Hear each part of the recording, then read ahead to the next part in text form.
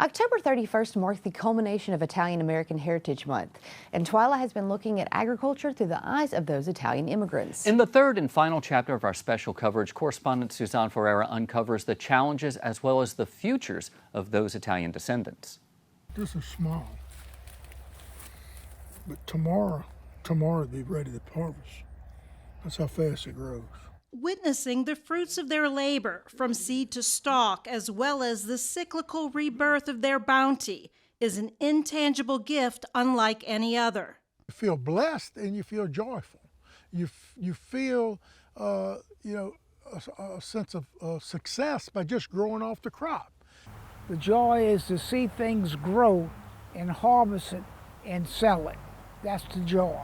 From little seeds, they get 6 foot high and produce so much tomatoes, you couldn't believe it.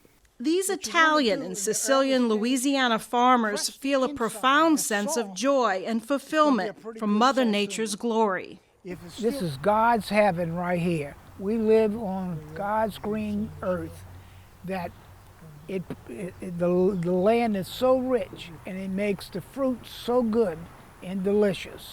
I love it because it's so peaceful. But that farming nirvana comes with a price, one perhaps inconceivable to the consumer. Farming now is a lot of moving parts that no one would understand. The consumers have no clue. All work. Work. All work, no play. Work. When you say work, I mean, you're getting emotional about it. Well, that's all I would do. You got to work hard to really enjoy this.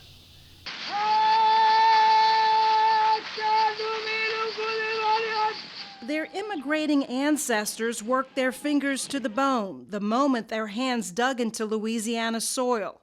However, evolution has taken place. It's more issues than farming. Farming now is not the issue. Those poor people, they had issues. Now we don't have that issue. We can farm. So what is the turning a profit? That's the issue. Consequently, Anthony Liuzza has continued to slowly chisel away his farming acreage over the past 8 years. While he has the ability to produce spring, summer, and fall crops on 750 acres, he's only utilizing about 100. I think if my father was here today, he would have told me I can hear him now, son, you need to slow down. Things are not going in the right direction. Okay, you need to slow down a little bit. But slow down never was for him, and slow down has never been for me. Steep overhead expenses and regulations continue to take a toll on their resources. Some of these farmers have so much debt that the banks are telling them, we're not going to finance this crop. We'll finance that crop, but we're not going to do this crop. In the farm business today, you're probably on the H-2A program. That's a federal grant program. The problem with that program is that it's hard to get them to come from Mexico to come to the United States. It costs the farmer anywhere from $2,000 to $3,000 to bring him from Mexico to come to your farm. And there's no avoiding the hefty price tag for necessary equipment. A tractor like that backhoe is $100,000. That truck that's being loaded up right there is $140,000. And what happens under the sky, ruled by Mother Nature, is another obstacle, a challenge beyond human control. No more hurricanes. I hope I never ever see another hurricane. That's what I'm hoping for. With Katrina, they had 8 foot of water in that house. I lost everything I owned, everything. I probably lost $150,000 to $200,000 worth of machinery. While Liuzza's sons have their hands in farming, the unpredictabilities and unavoidable challenges have forced the family to diversify. See, they're different colors. Mm-hmm. It's one's light yellow, these are bright yellow. Nestled amid the Liuza farmland are the Greenery and the Berry Barn, two popular wedding and event venues owned and operated by Liuza's daughter-in-law, Elizabeth.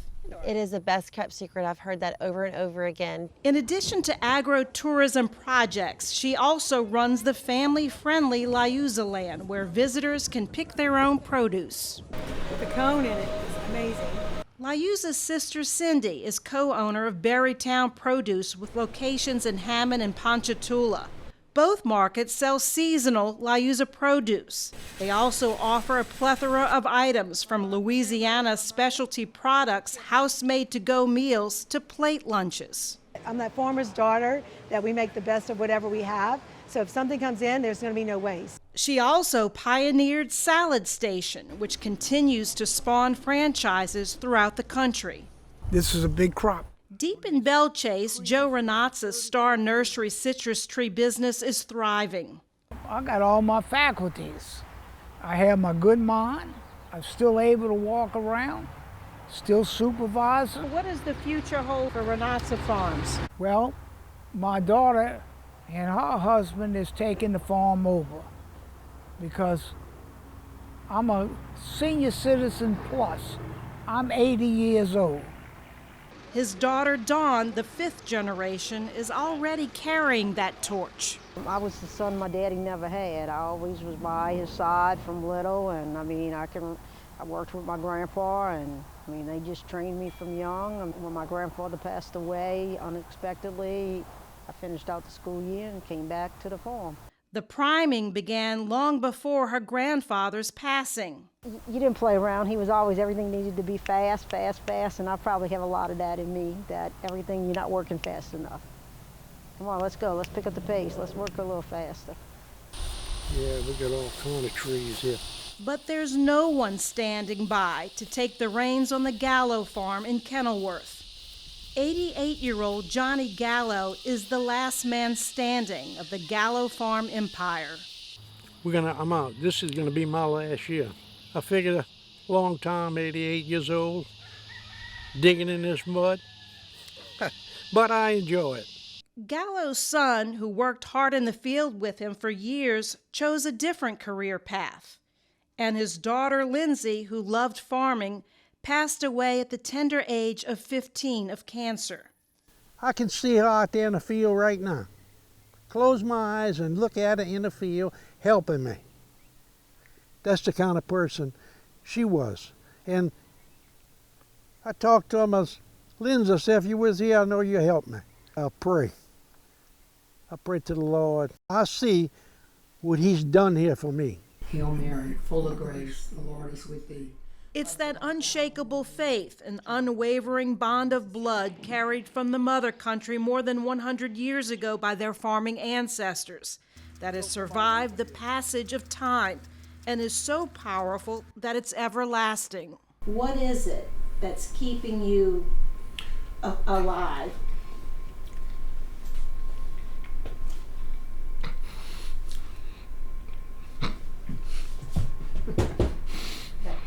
My grandbabies. Your grandbabies. The future. The grandbabies. Fortunately, Liuza has been able to downsize without feeling a great financial pinch. Avery, Kristen. Well, I know that over the generations they've had to make many sacrifices, and this is very personal for you. What was the thing through this process that really surprised you? It was an awareness. My grandfather sold their ancestors' produce in the French market, and now I know why I was always drawn to the farm, to the field, when I did stories over the last 30 years. Well, I'm so glad that you were drawn to those stories. Thank you so much, Thank Suzanne y'all. Ferrara. Excellent. Still to come on Twyla, the fast food farm has nothing to do with McDonald's, but to these kids, it's just as fun. Stay with us. Getting kids outside and putting their hands in the dirt, it sounds a lot like you know, back in my days, one of those speeches, but it really is crucial to understanding agriculture. That's exactly what St. James Parish Farm Bureau has been inviting kids to do now for nearly 20 years. At its annual Parish Ag Day, kids get to see farm animals, explore growing fields, and even sow seeds for future crops. Fast Food Farms Executive Director Denise Email says not only does it teach them where their food comes from, but how to take care of the land for generations to come. It could be environmental, where they're learning how to protect our watershed. It can be so many different topics. We try to do a lot that connects with some of the plots we have out here naturally, because we want them to be able to see it within. So today in the pizza garden and the taco tent, they're going to be able to sprinkle wheat seeds to start planting the wheat for the crust for the pizza. Email says they had about 500 students come through this year.